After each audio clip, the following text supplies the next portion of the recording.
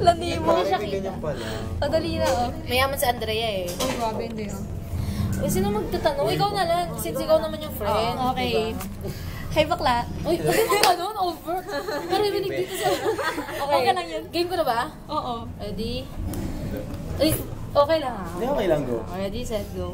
First question. Ben, naka-experience ka na ba ng hate crime? Hate crime, oo, sobra. Since nung nagsimula ako maging bakla kinder talaga. Seryoso, be? Grabe. Nagsimula ako naging kinder. Tapos yung kinder, lagi yung inaano na, bakla ka, salot ka, ganyan. Sinasabihan ka ng gano'n. Salot ka. So verbal. So, nung bata ka ba, anong na-feel mo nung sinasabihan ka ng mga ganung bagay? Actually, na-hurt ako at the same time, bahala ka.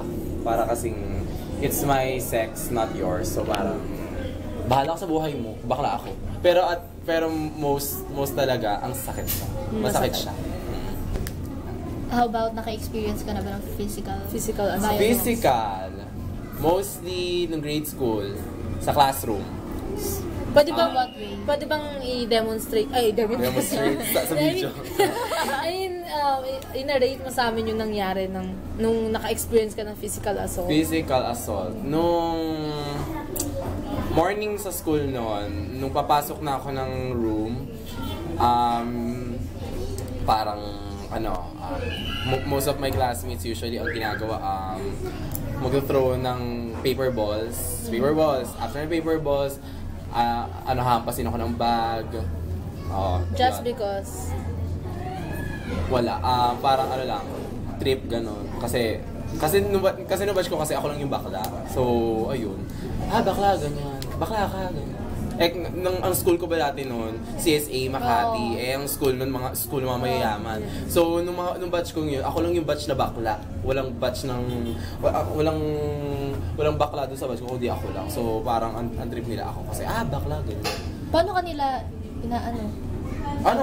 inaatake, ganun? Susugod. Yung paper balls, itatapon sa akin. Yung bagahampasin. Yung mga babae, Through verbal ba? Oo. Bakla ka. Nagtanim po ba kayo ng sama ng loob? Oo, usually nung grade school. From grade 1 to grade 6. Grade 7 kayo nun, di ba? Nung grade 7 kasi, actually, hindi na ako grade 7 kasi sayang ang isang taon. So, after nung grade 6, nag-transfer na ako sa PCC.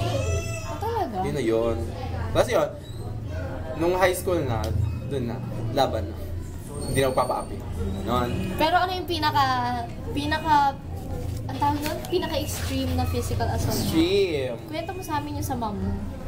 Ma'am, ay, nakalimutan ko. Don't worry, pwede ka naman namin Hindi, okay lang. Actually, no first year tayo nun eh. Kasi meron ako kaaway na nakapit bahay na babae doon sa amin. Tapos nung, nag-aaway kami. So sobrang imbiyerna niya sa akin. Sugod siya sa bahay namin. Sakto yung mama ko nandun sa labas. Sabi niya, Miss Seven Cruz, yung anak niya bakla, ganyan. So yung mama ko, naloka kasi since grade school talaga, nahalata niya talaga na bakla ako. Tapos sabi lang niya, hoy Jem, ikaw umayos ka. Ayoko ng bakla. Kasi si mama ayaw ng bakla talaga. Homophobic. Ayaw niya talaga, as in ayaw niya. Kung pag may bakla, inaaway niya rin. Ano sa tingin niyo po yung reason bakit ayaw? Ayaw niya. Ayaw niya daw. Kasi hindi naman sa wala sa lahi sa bakla. Actually, meron isang pinsan bakla rin. Hindi ko naman siya naging close. So parang, siguro, kaya lang naging bakla dahil dun sa mga friends kong girls. Hi Barbie, ganyan. Anong ginawa? Tapos yun na nga, nung sabi niya, bakla ka talaga? Sabi ko, opo, ganyan. Hinila ako sa bahay, sa loob. Hinila niya ako hanggang CR. Tapos meron doon parang batsa ba yun? Basta yung malaki, yung yung drum. Yung drum. Tapos hinila yung buhok ko, sinasabunutan niya ako. Tapos bigla niyang, yung ko. Yung mukha mo doon? Yung mukha mo doon sa drum. Sabi niya, bakla ka! Sabi ko, hindi ko po alam. Ulit? Ulit sa drum? Tapos sabi niya, bakla ka talaga? Sabi ko, oo, bakla na po talaga ako ganyan. Ayun, so yun. Tapos meron pa isang incident na sa school, sa BCC, uwi na natin nun. Eh di syempre ang bag ko nun, yung... Backpack. Una backpack. Tapos pag Passenger bag ka na. pag ano na ako, mag-ano na ako ng bag na shoulder bag. Ang design ng Hello Kitty, red and black. Tapos pag uuwi na ako, mag-change bag ulit, bag to backpack. Eh, malas ko si mama nandun rin. Kasi nga, parang ano siya sa akin. Parang, meron siyang doubt na talagang bakla ako. So parang ginagawa niya, nag-ano siya, parang nag-i-investigate. Ayun, nahuli nga ako. Sabi niya, anong bag yan? Kanina yan? Sabi ko, sa ano ho to? Sa friend ko babae, ganyan. Sabi niya, sinungaling ka, patingin na ba? Yung mga gamit mo. Para gamit ko, ayun. Tapos, more sigaw siya sa school. Ang kasama ko pa nun si Ken, pati si Larry. Ay, nako. Nakakahiya, as in yung mga kabatch natin, titingin. Anong event yan? Hindi, uwian lang nun. Normal school day lang yun. Ayun. Ano pong naramdaman niyo towards sa mama niyo after ng mga ginawa niyo? Nung unang naiinis ako kasi hindi niya ako tanggap, mas tanggap pa ng papa ko kaysa sa mama. Parang, ano ba yan, supposedly ikaw dapat ang makakaintindi sa akin, pero nagkabaliktad. Imbis na ikaw, si mama ang, si papa ang, di ba, nag-accept sa akin, hindi siya. So, nakakaasar talaga. So, ilang beses ka bang nasaktan ng nanay mo dahil sa ganung instances? Hindi ko siya mabilang kasi maraming beses.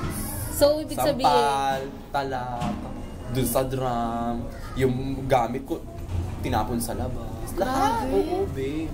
Paano ka naman yan na-accept nung time? Paano ba? Yun rin yung time na yun na nag-awit kami sobra. Sabi ko, Mama, kahit anong gawin nyo, bakla talaga ako. Wala na kayong magawa. Kahit na ipasok niyo pa ako sa school ng mga lalaki or military school, bakla pa rin ako ganun. Kahit anong gawin niyo, bakla talaga ako. Tapos ayun, more giyak siya, more giyak.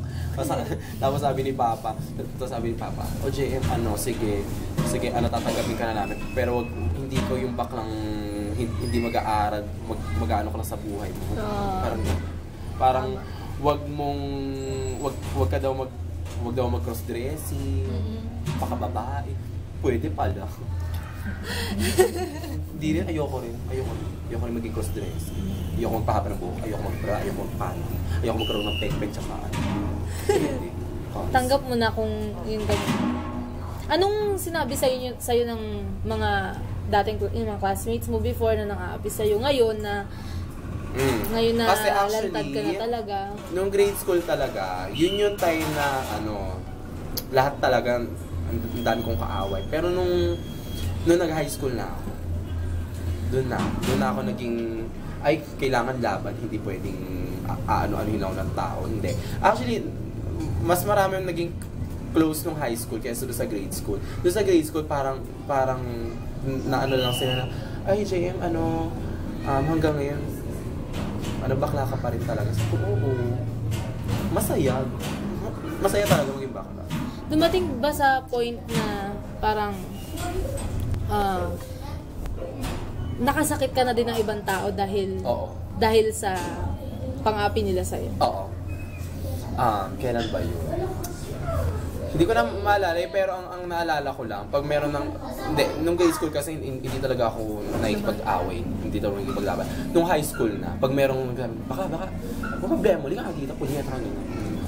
Talagang nanghahampas ako, nananampal na rin ako ng babae. Kahit sino dyan, kahit lalaki, nakikipagsuntukan. Dumating din ba sa time na dahil sa hate crime nasaktan ka ng isang tao dahil ikaw yung nanguna? I mean, nagawang ka niya ng hate crime, physical assault or physical violence dahil ikaw yung nanguna. Like for example, mambabastos ka ng ibang tao, ganun. Hindi. Ang ano lang talagang ngayon, hindi, nung mga doon sa past, hindi ako yung nagsisimula. Talagang sila na, baka. Ganun lang. Parang, I mean, ano ba ginawa ko sa'yo? Wala naman, kaya huwag mo akong, wala. Parang, ang mas nauna sila, hindi ako nagsisimula ng away para ano-anuhin nila ako sa hate. Ganon. Dun sa physical abuse na nangyari sa'yo sa family mo, kasi di ba tawag dun domestic violence? Yung sa nangyari sa'yo sa mom mo, meron bang times na gusto mo nang magdemanda sa nangyari? Na, kasi syempre, sinasaktan ka niya, di ba? Kahit patawag mo sa bantay bata, Kahit DSW. Hindi ko kaya kasi kasi understood pa rin na ano ko siya. Nanay. Na mother ko siya. Ang akin lang parang hindi ko siya pinlan na idemanda o ano. Ang nasa isip ko noon, lumayas ako. Gusto ko lumayas, lumapal. Kahit nga ngayon, pag nag-aaway kami, gusto ko na lumayas, ayoko na dito. Yun lang. Layas lang ang nasa isip ko pag talagang ganun na yung usapan na, bakla ka kasi, ganyan. Kaya ka naging ganyan. Mga kaibigan mo, puro bakla. So up until now, binibring up niya pa rin yung issue tungkol sa gender identity at sexual orientation mo. Lalo na pag nag-aano ako, pa-fresh ako, nag-aano ako ng mga makeup. Hindi naman makeup, actually hindi ako mahilig sa makeup. Mga moisturizer, mga moisturizer, BB cream tone, lip balm, kilay.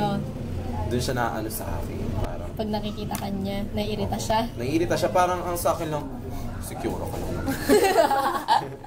Baka natin truly naman yung hanas. Pero kinoconsider mo din yun, yung ginawa talaga ng mom mo, as physical abuse talaga sa iyo. Kahit yung verbal niya, sobrang sakit. Makala ko, di mo lang alam kung gaano. Di mo pa nakikilala gaano mama ko. Mas hard siya kaysa kay papa. Takot na. Meron pa ako naalala, dung second year tayo. Oh. Di ba nung second year, hiwalay ng boys? Oo, boys and Lalo girls. nung first time ko mag-all yung gusto boys. ko. Diyos ko. Ano nangyari sa'yo? Inaano ng libro, binabato ako ng libro. Ano bang Tapos lahat section? ng kaklase ko, baka po, sabi ko, puta rin ang sakit. May time na hindi talaga ako jumosok. Hindi talaga pumasok. Sabi ko, ma, ayoko nang pumasok. Na-hurt na ako. Hindi Anong ko na section kayang mo ng harapin second sila. year? Kalibo. Wala nang ibang, nun? Wala nang ibang katulad mo sa section, sa kanila? Wala. Ako lang noon, nung second year, ang malas ko noon. Talagang harapan. Ay, sakit, hindi ko na kaya. Pero nung, ayun nga, sabi ni Larry, bakla lumabang ka, di pwedeng kanya. Okay, sige, go, laban. Hanggang sa sumugal, yun na, tanggap na, hey, friends na tayo. As a gay, pwede mo bang ma-describe sa amin kung ano yung mga Filipino gays in terms of socio-economic status, educational attainment, and demeanor? Di ba yung sa social economic status, di ba may mga ibang bakla na hirap, may ibang mayaman, sa educational attainment, di ba yung maraming nakapagtapos, yung iba naman hindi nakapagtapos. Sa demeanor, yung kilos. Diba? Kasi may iba't ibang klaseng bakla. So, maaari mo bang ma-describe sa amin? Doon sa una, ano yung una? Socio-economic status. Social economic status. Paano ko ma-explain ito? Hindi ko sure kung mas maraming baklang mahirap or baklang mayaman. Ang sa akin lang, kasi ang bakla kasi minsan kaya sila yung mayaman kasi diskarte rin. Diskarte in a way na, ay gusto ko yumaman. Gagawa ako ng way para maging successful sa buhay. Meron namang ibang bakla, kaya naging mahirap. Siguro, sa rin niya, sa panahon. Siyempre, ang buhay lang naman natin, year by year. May year na yayaman ka, may year na magkakaroon ng financial. So, parang sa akin lang, walang mahirap, walang mayamang bakla. Para sa akin, pantay-pantay lang. Ganon. Yung pangalawa, anong pangalawa? Educational attainment. Educational. Ano ba? Kasi, hindi, pero most of gays talaga, matalino. Walang baklang bobo. Ang meron lang baklang tanga. Nice. Pero para sa akin, bakla, pero walang baklang tanga. Kailangan hindi ka maging baklang tanga, hindi ka dapat maging baklang bobo. Kailangan bakla ka lang. Ganun lang. Kasi, lalo na pag, yun rin, sa mga, nakapagtapos.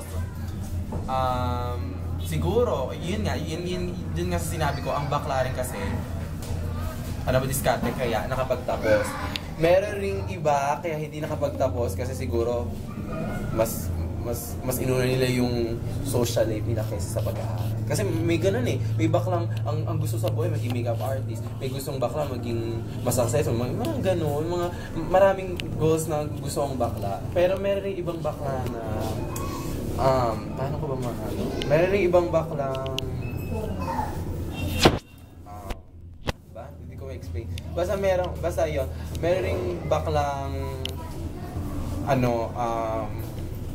uunahin nila yung mas gusto nila kaysa sa gusto ng parents nila. O, kunwari, sinabi ng parent na, o ikaw, gusto ko na maging lawyer, pero ayoko ng ganyan. Mas i-achieve ko kung ano yung gusto ko. Kaya, makapag-finish na ng studies or hindi, basta bakla ka, babuhay ka, ganon.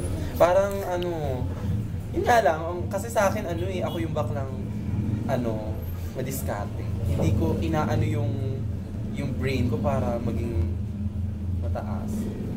Hindi mo na kailangan mag-aral as long as... Hindi naman sa ganun, pero ganun, diskarte lang. Kahit sa pag-aaral, kahit mag-aaral ka o hindi. When it comes to demeanor naman, yung mga kilos. Hello. Favorite ko pa. May tawag pa si Bea. Hindi. Uy, may interview.